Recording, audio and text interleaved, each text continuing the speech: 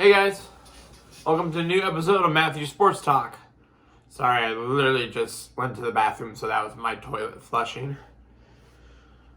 Starting off with Wolves post-game reaction. Wolves lost earlier today, 126-125 to the Utah Jazz. It came down to the wire, a last-second shot by Anthony Edwards. Oh, but what does he do? He doesn't make the shot. He tries to throw it out to, I believe it was McDaniels, who then attempted to shoot a three, and it hit the rim. Which I don't understand. Edwards could have ran that thing in there and made a layup. And we would have won the game. I didn't understand, and I don't. And this is where I think, he's still a young player. But eventually it's like, it shouldn't be that hard. You gotta know. Like, seriously. I'd rather you attempted a layup and potentially missed it than trying to shoot a three that I know was rushed and was not going to make it. So, like, seriously. So, well, overall, Edwards was the best player of the day. He had 28 points. Russell had 21 points, and Noel had 16 points and 21 minutes off the bench. Shooting-wise, Jazz outshoot better than us, 53.6% for them, 45.5% for us. We had 41 rebounds to their 50. Here's an alarming statistic. We only had 5 turnovers the whole game. They had 18. We were a plus 13 in the turnover margin. So it's like, God. No, minus 13. Correction, not plus 13. Minus 13. God. I mean, here's where we did get in trouble, 20 fouls compared to only 12 committed by the Jazz. We had 9 steals, though. 9 steals, and they had none. And then 55 bench points for us compared to 46 points for them off their bench. I hate to say it, but with Rudy having whatever issue, I think it's groin issues right now, we desperately need someone who can defend. I mean, McDaniels does it on occasion, but yeah, like I said, on occasion. But we need someone who can consistently do it. Wolves, I hate to say it, but I'm going to say it. I think it's time to trade Karl Anthony Towns to the Los Angeles Lakers to get Pat Bev back, and maybe, obviously you'll get probably a first-round pick and maybe another player. It's time to unload Cat. We need guys, he's the one guy, I hate to say it, but I think he's expendable. It's either him or D'Lo. And honestly, D'Lo, sometimes it drives you crazy because, he goes cold, but hey, he can shoot. I know Cat is technically a shooter, but I just don't know. I think it's either D'Lo or Cat. And honestly, I think we could get more with Cat than with trying to trade D'Lo. Because D'Lo's getting older. And sorry, I don't think there's anyone that's going to want to pay him $30 million. So, yeah.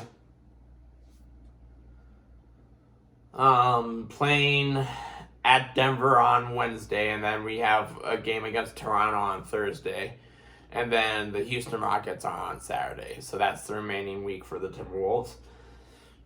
should be 2-1 in that stretch. I mean, hey, you beat Denver earlier this month, so hey, you can definitely beat Denver again. But it's in Denver, so I'm counting that as a loss. And then you should definitely beat Toronto, and you should definitely fucking beat Houston. Not have a pitiful performance like you did against Detroit. You need to beat teams like Houston and Detroit and Orlando. So, anyway, enough about the Wolves. Time to talk about the remaining wild card games. I already, went on a rant about the Vikings twice, so that's enough of that.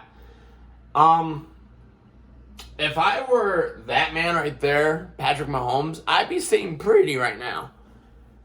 The Bills and the Bengals look god-awful. I mean, I'm sorry. Josh Allen, Buffalo Bills, you cannot, repeat, not play against a third-string quarterback and only win by 3 points. Like, seriously? You're lucky. If Tua was there, you guys probably would have your asses handed to you. So, it's not, no.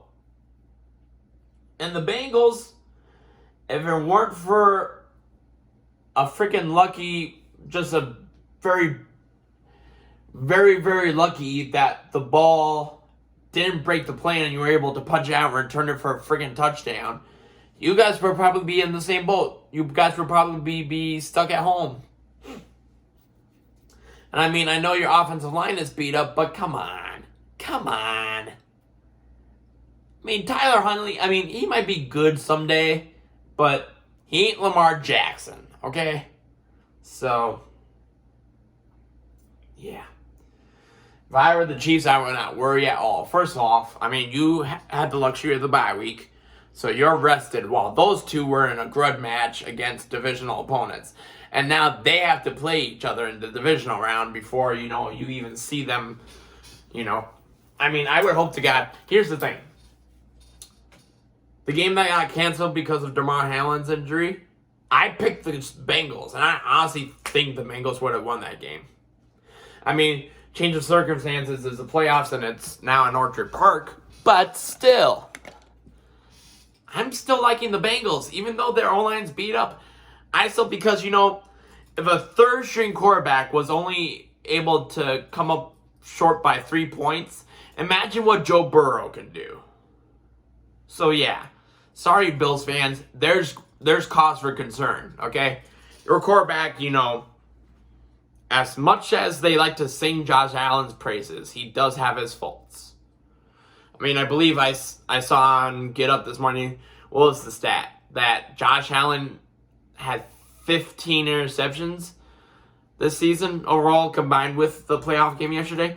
But I think he also had 15 fumbles. Now, how many of those fumbles were actually recovered by the defense, I don't know. But there was at least one, I think 2 yesterday.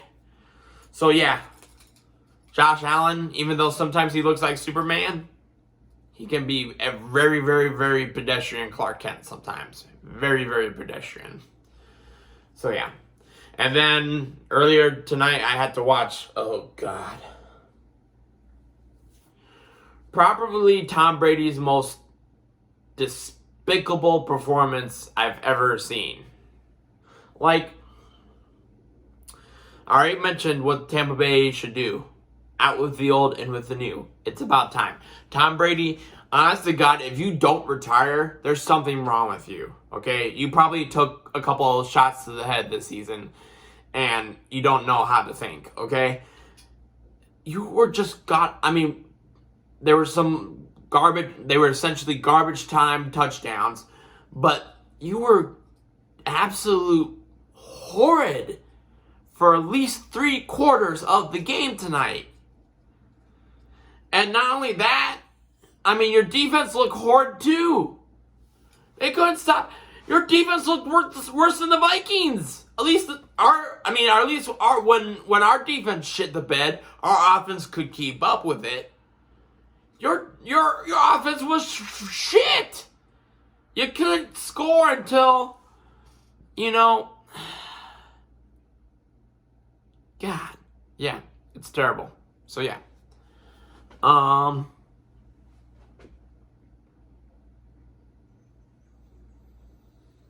So yeah, it's bad. So now, Cowboys, congratulations, you won a football game. I don't think it would necessarily say that you won the game, more so that Tampa Bay was just bad. And guess what? You're going to San Francisco next, so good luck with that. I won't give you my scores, but I essentially have the divisional round picked. AFC, yep, Kansas City, can't go against that man Mahomes. There's a reason I have his jersey, and he's the reason. He's a reason why he's the only. Blah, wow, I could not talk there. There's a reason he's the only non-Minnesota player that I have a jersey of. So yeah, Chiefs over the Jaguars, and yeah, I'm sticking with the Bengals over the Bills. You know. So yeah. And then the NFC, Eagles over the Giants. That's not even a question. Although I would say my confidence of that one is not the top one. I would say I have more confidence in... No, actually, I have more confidence in San Francisco over Dallas, okay? That's going to be... God. No. It's going to be Chiefs over Jaguars, number 1, most confident. Number 2, San Fran over Dallas. Number 3 is...